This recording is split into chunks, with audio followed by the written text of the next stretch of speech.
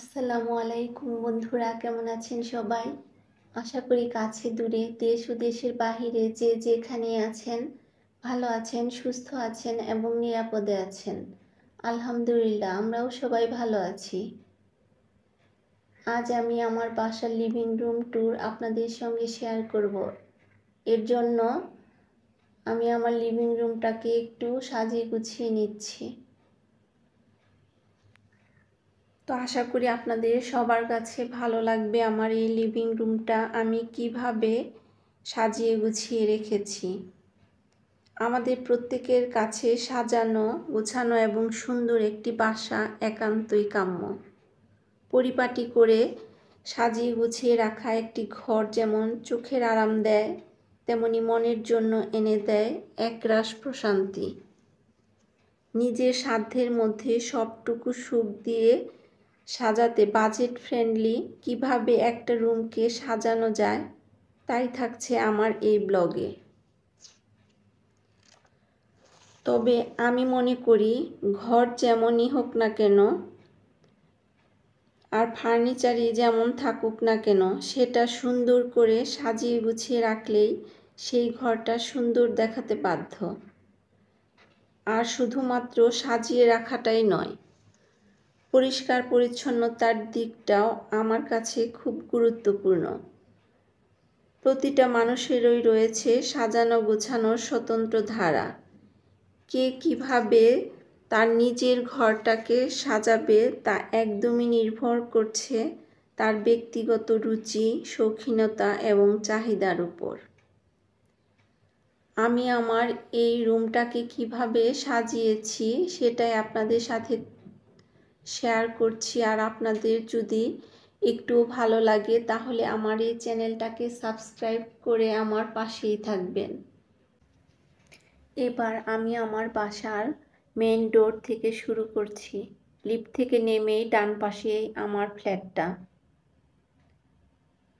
Main ডোরের পাশে কালো রঙের যে ওয়ালমেটটা সেটা আমি নিজে হাতে বানিয়েছিলাম 22 বছর আগে। গমের ডাটা এভাবে আঠা দিয়ে বসিয়ে এই ওয়ালমেটটা আমি বানিয়েছিলাম। তো অনেকটাই পুরনো হয়ে গেছে, তারপরেও স্মৃতি হিসেবে আমি এটা রেখে দিয়েছি। তো ওয়ালমেটটার নিচের দিকটাতে আমি একটা শোরেক রেখেছি। শোরেকটার উপরে আমি 2টা আর্টিফিশিয়াল গাছ রেখেছি। আর এই শোরেকটাতে আমাদের প্রতিদিনের ব্যবহারের যে জুতোগুলো সেগুলোই রাখা হয়। তো মেন ডোরের সামনে আমি একটা আর্টিফিশিয়াল ঘাসের একটা পাপোশ রেখেছি। এবার আমি আমার ফ্ল্যাটে ঢুকলাম। ঢোকার পর বাম পাশ থেকেই আমাদের লিভিং রুমটা শুরু। তো বাম পাশে আমি একটা লাকি ব্যাম্বো গাছ রেখেছি, আর এই গাছটা আমি একটা পাটের বাস্কেটে রেখে দিয়েছি। তো দরজাটার উপরে আমি একটা ওয়ালমেট রেখেছি, আয়াতুল কুরসি লেখা। তার পাশে একটা দেয়াল ঘড়ি রেখেছি, আর দরজার পাশেই রেখেছি আরেকটা শোরেক। আমি আমার এই লিভিং রুমটাকে যেভাবে সাজিয়ে গুছিয়ে রেখেছি আশা করি আপনাদের দেখে ভালো লাগবে। আর ভালো লাগলে আমার চ্যানেলটাকে সাবস্ক্রাইব করে আমার পাশেই থাকবেন। তো শোরেকটার উপরে আমি একটা আর্টিফিশিয়াল ঘাস রেখেছি আর একটা রিয়েল মানি প্ল্যান্ট রেখেছি। আর এর উপরের দিকটাতে আমি একটা সিনারি রেখেছি। তো এই সিনারিটার বয়সও অনেক হয়ে গেছে, 17-18 বছর বয়স হবে এটার। তো এগুলো আসলেও আমি খুব যত্ন করে রাখি, এর জন্য এখনও নতুনের মতোই রয়ে গেছে। তার নিচের দিকটাতে আমি একটা স্নেক প্ল্যান্ট রেখেছি।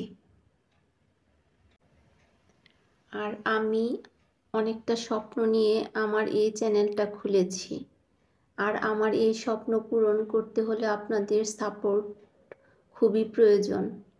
প্লিজ আপনারা আমার এই ভিডিওটা শুরুতেই একটা লাইক দিয়ে দিবেন, যেটা আমার জন্য অনেক বেশি গুরুত্বপূর্ণ। তো আমার ভিডিওর শুরুতেই একটা লাইক দিয়ে আমার ভিডিওটা পুরোপুরি আপনারা দেখার চেষ্টা করবেন।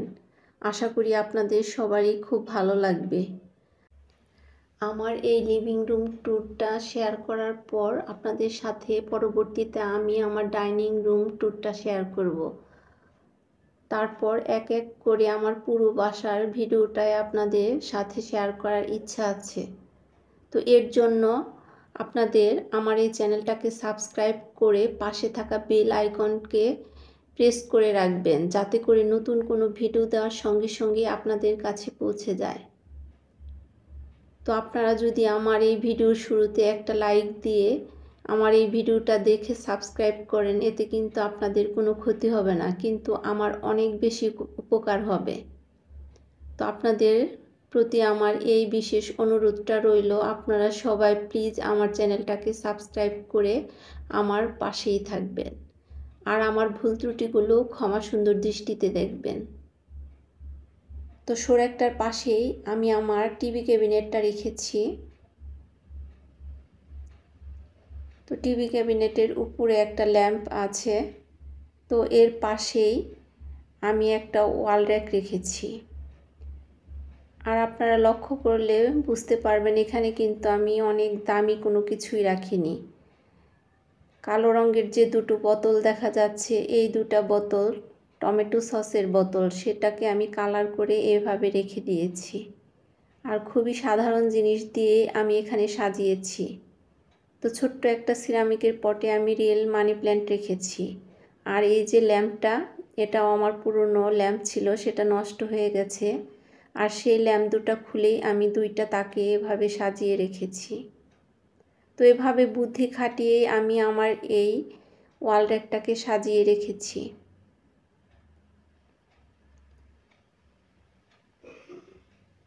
তো আপনাদের যদি ভালো লাগে তাহলে আপনারা কমেন্ট করে আমাকে জানাতে পারেন, আর আমার কোনো কিছু ভুল হলে সেটাও কমেন্টের মাধ্যমে আমাকে শুধরে দেওয়ার চেষ্টা করবেন। তো এই ওয়াল র্যাকটার নিচেই আমি আরেকটা রিয়েল গাছ রেখেছি। তো এই গাছটাতে একটা ফুলও এসেছে। তো সবগুলোই ইনডোর প্ল্যান্ট। তো আমি চেষ্টা করেছি আমার বাসার বেশ কিছু ইনডোর প্ল্যান্ট রাখার। আর টিভি ক্যাবিনেটটার এই পাশটাতে আমি রেখেছি একটা ক্রিস্টালের ফ্লাওয়ার ভাস, আর তার মধ্যে রেখেছি বেশ কিছুটা আর্টিফিশিয়াল গোলাপ, আর যেগুলো দেখে মনে হয় জীবন্ত গোলাপ ফুটে আছে এখানে। আর এই জিনিসগুলো আমি খুব শখ করেই কিনেছি। আর ওই আর্টিফিশিয়াল গোলাপের সঙ্গে ম্যাচিং করে আমি এই টিভির স্ক্রিনটাকেও ওভাবে রেখেছি। তো দেখার সৌন্দর্যের জন্য আমি এভাবে রেখেছি। আর টিভি ক্যাবিনেটটা আমি খুব হিবিজিবি করে রাখিনি, খুবই হালকা পাতলা শোপিস দিয়ে সাজিয়েছি।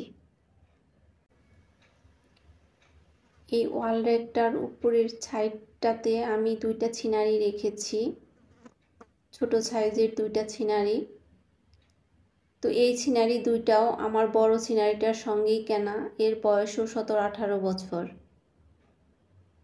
এই সবগুলো জিনিসই আমার নিজের পছন্দে কেনা, আর খুব শখ করেই আমি এই জিনিসগুলো কিনে আমার ঘরটাকে সাজিয়েছি। তো ছোটোবেলা থেকেই আমার ঘর সাজানোর প্রতি একটা ঝোঁক ছিল, এর জন্যই আমি এভাবে ঘর সাজাতে পছন্দ করি। আর ঘর সাজাতে আমার খুব ভালো লাগে। সব কাজের মধ্যে ঘর সাজানোটা আমার সবচেয়ে পছন্দের একটা কাজ। আর এর নিচের দিকটাতে আমি আরেকটা ফ্লাওয়ার ভাস রেখেছি, আর এর মধ্যেও কয়েকটা আর্টিফিশিয়াল ফুল রেখেছি।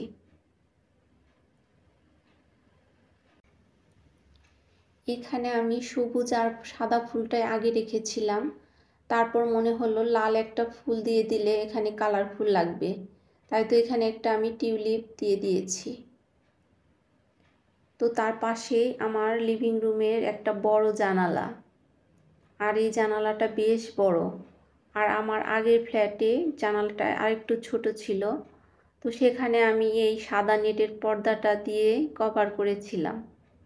কিন্তু এই ফ্ল্যাটটাতে অনেক বড় জানালা হওয়ার কারণে তো জানালাটায় বেশ গ্যাপ ছিল, তো তার সঙ্গে ম্যাচিং করে আমি এই লেমন কালারের নেটটা দিয়ে দিয়েছি। যেহেতু আমার এই সাদা নেটের পর্দাটাতে লেমন কালারের লেস লাগানো আছে আর লেমন কালারের একটু ফুলও আছে, তো তার সঙ্গে ম্যাচিং করে আমি এখানে লেমন কালারের একটা নেটের পর্দা দিয়ে দিয়েছি। তো এটাও আমার বেশ কষ্ট করেই খুঁজে বের করতে হয়েছে। তো আমি আসলে এভাবেই টুকটাক করে আমার এই ঘরটাকে সাজিয়েছি। আর এখানে ফ্লোরে যে বসার জায়গাটা আমি করেছি সেটাও সম্পূর্ণ আমার নিজের আইডিয়া থেকে। আর আমার এই লিভিং রুমটাতে কালারফুল সেরকম কোনো কিছু ছিল না, তাই তো আমি বসার এই জায়গাটাকে একটু কালারফুল রাখার চেষ্টা করেছি। আর আপনাদের কাছে এই আইডিয়াগুলো কেমন লেগেছে তার ভালো মন্দ সবগুলো মতামতই আমার সঙ্গে আপনারা শেয়ার করতে পারেন কমেন্টসের মাধ্যমে। আর আপনাদের আমার এই ভিডিও সম্পর্কে ভালো লাগা বা মন্দ লাগা যে কোনো কমেন্টসই আমার কাছে খুবই গুরুত্বপূর্ণ।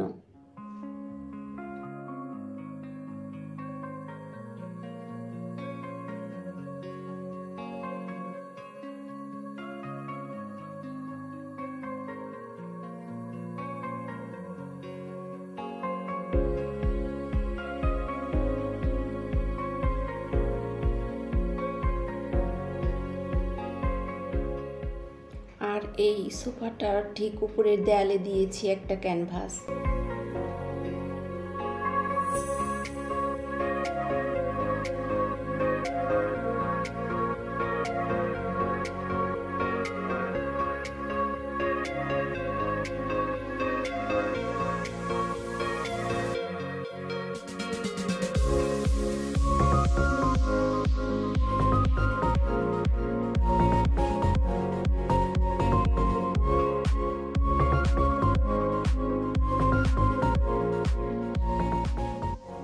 এরপর আমি টিভি ক্যাবিনেটটার ঠিক বিপরীত পাশে রেখেছি 2 সিটের একটা সোফা আর একটা ডিভান। আর এই 2 সিটের সোফাটার পাশে রেখেছি একটা রিয়েল এরিকা পাম। আর তার উপরের দিকটাতে রেখেছি আমি একটা আর্টিফিশিয়াল হ্যাঙ্গিং ফ্লাওয়ার। আর এই ফ্লাওয়ারটাও ডিস্টেম্পারের সঙ্গে ম্যাচিং করেই কিনেছিলাম।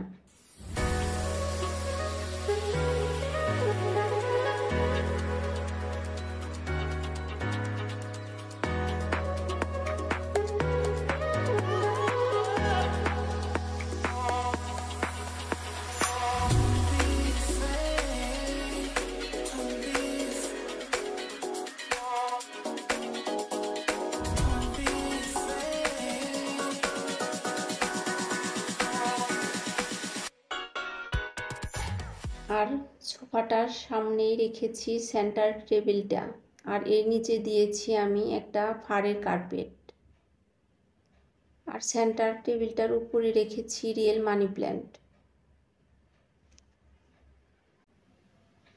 আর এর মধ্যে রেখেছি একটা টিস্যু বক্স। আর টিস্যু বক্সটার নিচে যে ম্যাটটা, এই ম্যাটটা আমার মায়ের হাতে বানানো। তো এই ম্যাটটার বয়সও অনেক বছরই হয়ে গেছে। তো এই জিনিসটাও আমি খুব যত্ন করে রেখে দিয়েছি। তো সেই ম্যাটটার উপরেই আমি টিস্যু বক্সটা রেখেছি।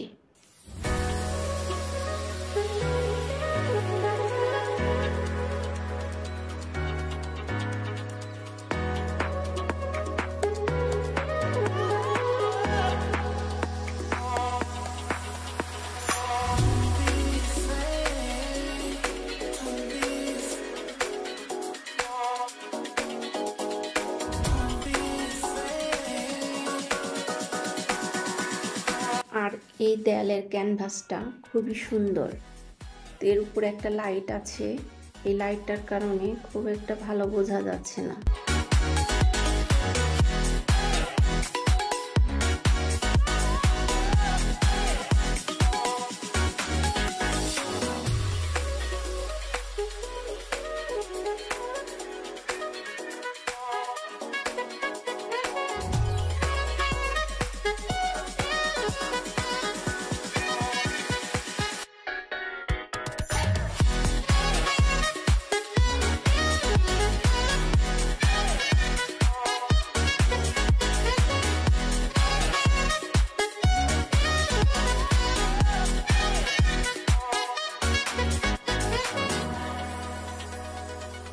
লিভিং রুমে আমি দুইটা সিলিং ফ্যান দিয়েছি দুই পাশে, আর তার মাঝখানে দিয়েছি একটা ঝাড়বাতি। ফ্যান দুইটার কালার রোজ গোল্ড, আর এই ফ্যানের কালারের সঙ্গে ম্যাচিং করে আমি একটা ঝাড়বাতি দিয়েছি গোল্ডেন কালার।